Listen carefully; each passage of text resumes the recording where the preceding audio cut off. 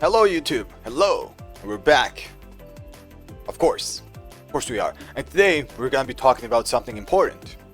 I mean, we always are, but we're gonna talk about a very important skill that's very good to have, actually pretty important to have, if you wanna play in like higher levels and to get to, let's say, higher ranks or play tournaments in a way better way, whatever, right? And the skill is pattern recognition. And pattern recognition, I feel like not enough people talk about this, is very important in this game, but people have different definitions of what this actually means. So let me explain. There are two types of pattern recognitions in TEKKEN. One is a player pattern recognition, the two is a character pattern recognition. So let me just differentiate these two. Player pattern recognition is what you would call when you play against someone and that player, you pay attention to the player and their patterns. The player itself, right? Not the character that they play. Obviously the character matters as well, but you're paying attention in that singular match, just that one match. The other one, the character recognition, is not just that one singular match, but you're paying attention to what the character players, let's say the law players, just like you see on the screen, would like to do in some situations, and you apply that in all of your future matches against that particular character as well. Right? So these are the two ways I differentiate pattern recognition in general, and I'm going to be talking about the second one, not the first one. Second one, in my opinion, is the most important one. The first one is also obviously important, but it's not even comparatively important as the second one. Now let me showcase some examples. Right, as you guys can see on the screen, there's Law and there's an Alisa. And character pattern recognition, when you start paying attention to the game more, you will see that a lot of patterns will repeat itself when it comes to players of certain characters. Example, right? Law players, for example, have what I would call flowchart patterns. So first let's talk about flowchart patterns, right? A flowchart pattern is something a lot of law players would do as flowcharts. For example, 1-2-2, down forward 2. This kind of pattern you will see a lot against all law players, and it's not just like, you know, intermediate law players or kind of high level law players. You will see even pro players do something like this, right? And the thing about this, let me actually make the Alisa player block, is that you have to understand why they do it as well. This pattern, this into down forward 2, is very common, especially when they you know, automatically do something. They don't want to think too much, they just do this and they want to, you know, get a down forward 2 launch. The reason they do it is because this has a very delayable high and a very delayable mid, which will make the opponent hesitate, and the down forward 2 will just hit them if they, you know, delay their button or delay their side step or whatever. Even if you step this, it won't be steppable because the lost down forward 2 is kind of busted. So this is in that one pattern, one example of Law, right? And it's the same with 2-2, down forward 2, very similar. 2-2, down forward 2, very similar. Back 2, down forward 2, also very similar, because the idea behind it is the same, of hesitating because of this low, and then down forward 2 might launch them. Down forward 1, down forward 2. Down forward 1 also has a hesitation with a low, and then they press down forward 2. Right? It's very similar flowcharts, and almost every law player will use this. Almost, right? It's very common. So you have to expect stuff like this. And when you expect them, you'll notice it quicker and you'll know how to play against it quicker. Very important. That's why this is so important. So this is what I already explained, is a flowchart pattern, right? But there are other patterns as well. The pattern is what the character likes to do when they, let's say, want to do a homing move.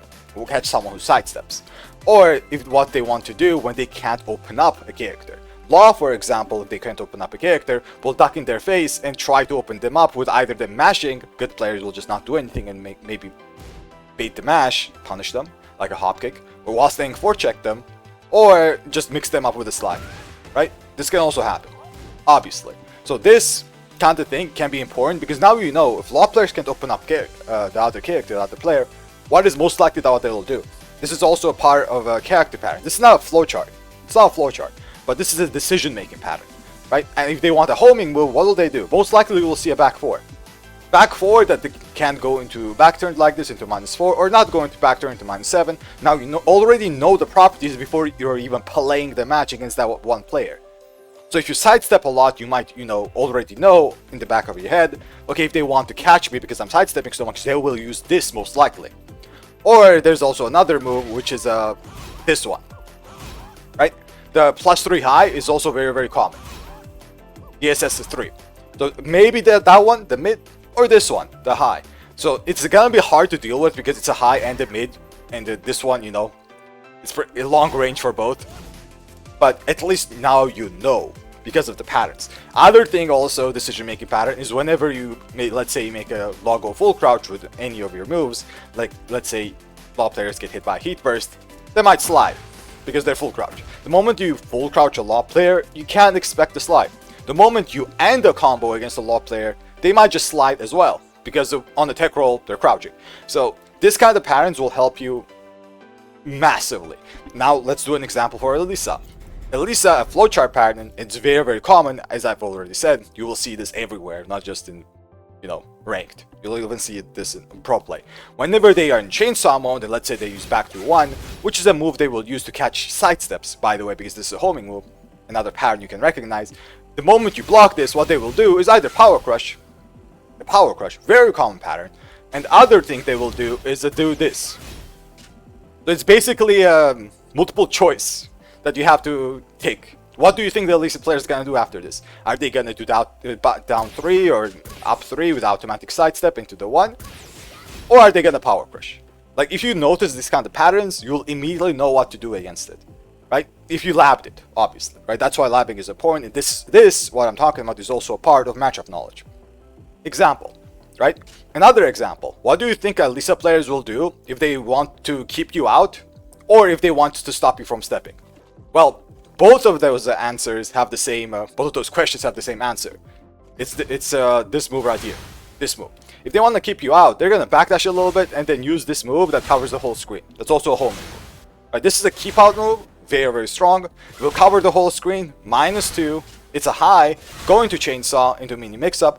It's super, super strong, so you can expect something like this from Alisa players whenever they want to keep you out, or whenever they feel like doing homing moves, especially at the wall. So when the situation is something like this, for example, like this, and you're back against the wall against the Alisa player, most of the time what they will do is backdash a little bit, be at like tip range or up 2, and then up 2.